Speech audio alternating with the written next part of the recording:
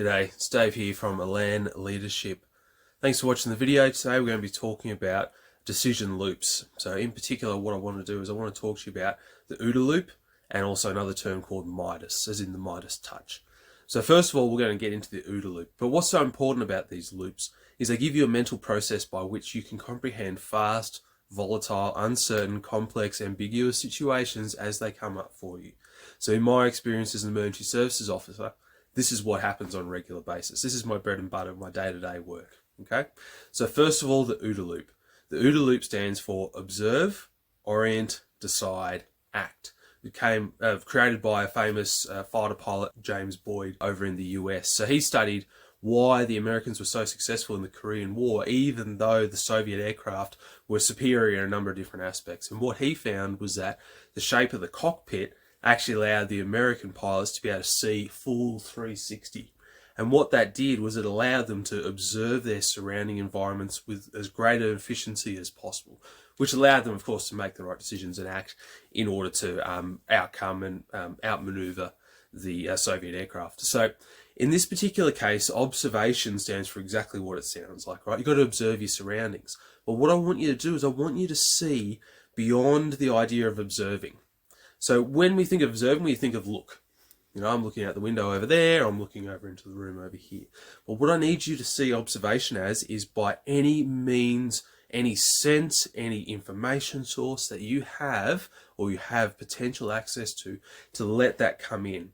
So a great exercise that you can do, and part of what I do as coaching practice, is actually going through with people to see what information inputs they have, because often we're not even in control of our information inputs.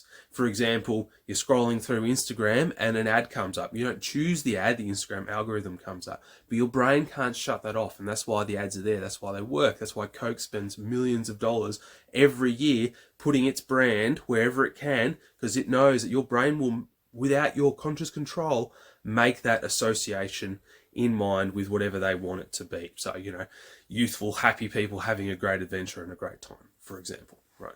Anyway, so that's observation. So have a think about in your environment, whatever it is, whether it's your family life, at work, whichever career you might have, with your friends, whatever it is, where you need to make these decisions.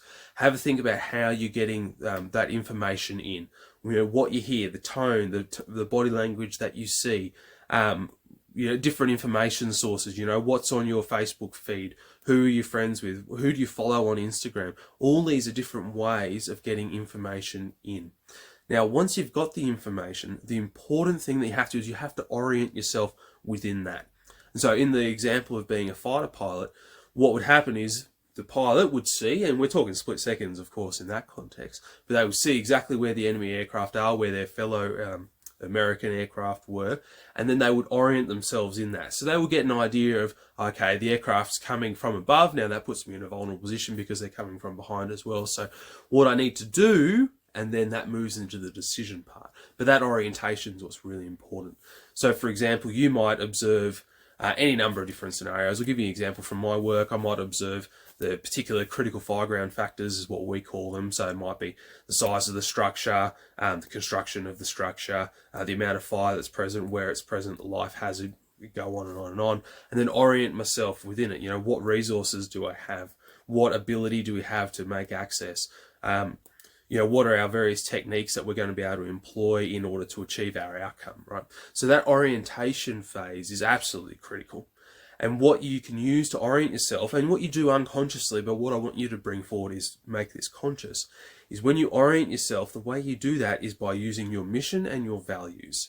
So when you're, let's say you're a builder, your mission is to build the house or to do the renovation that the client has asked you to do. And when you observe all the factors, perhaps as a builder you're observing the supply chain difficulties, you then orient yourself in that and say, okay, so this is going to affect my mission of actually constructing this house here. So you need to be clear on what your mission is, and not just in a career context, but at home as well.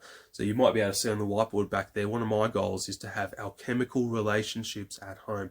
You know, relationships where it goes beyond just the, you know, 1 + 1 = 2 kind of thing, and we're actually working synergistically and developing a great family life. That's my mission. So when I see the behaviors through the observation phase, I filter it through that mission and my own personal values that make me who I am and how I behave in the world, right?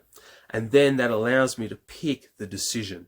And the decision is what comes after. And it's almost self-evident once you get through that point. You observe, you orient yourself, and then the decision comes through. So for example, it might be implementing a particular plan as per a standard operating procedure at work. It might be utilizing a particular method of relating to one of my children who's going through a difficult phase. But I can see where that's going because I've already put that information through my values lens. So the decision itself isn't too hard, but obviously you actually have to execute properly on the decision that you've made. So there is an execution element to the decision. With the builder, perhaps it's getting the supplies there, which actually has to mean, well, you need to talk to the particular provider, make sure the supplies arrive on time, they've got somewhere to be, all that kind of stuff. But that's the kind of day-to-day stuff that you already know. What I'm talking about is this greater framework of how you decide on the run as you evolve for different and difficult circumstances. And then, of course, the actual part there is act. So we've already moved into that a little bit already. Observe, orient, decide, and then act. And the act is the actual execution phase. Now, I mentioned as well, just before I go, that I'll talk about MIDAS. Now, MIDAS is a similar acronym, and it's often used in military contexts. So MIDAS stands for Mission, Intelligence, Decision, and Support. So the A is an optional extra in there. And what that means is very similar to what we already just spoke about, but the mission comes first in this particular acronym, so you have the lens already of where you want to go, and then the intelligence fits into that as well.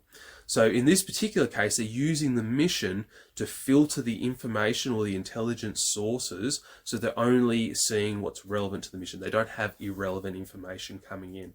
Now, I would always suggest the information that you seek be slightly broader than what you think you need, because there will be times where something comes out of the blue in order, and you're not expecting it, but you need to be aware that it's coming. And then the decision phase, and of course support the decision, execute on the decision, provide enough resources for the decision in order that it can be executed effectively. I'm Dave from Elan Leadership. Hope you enjoyed this video. Talk soon.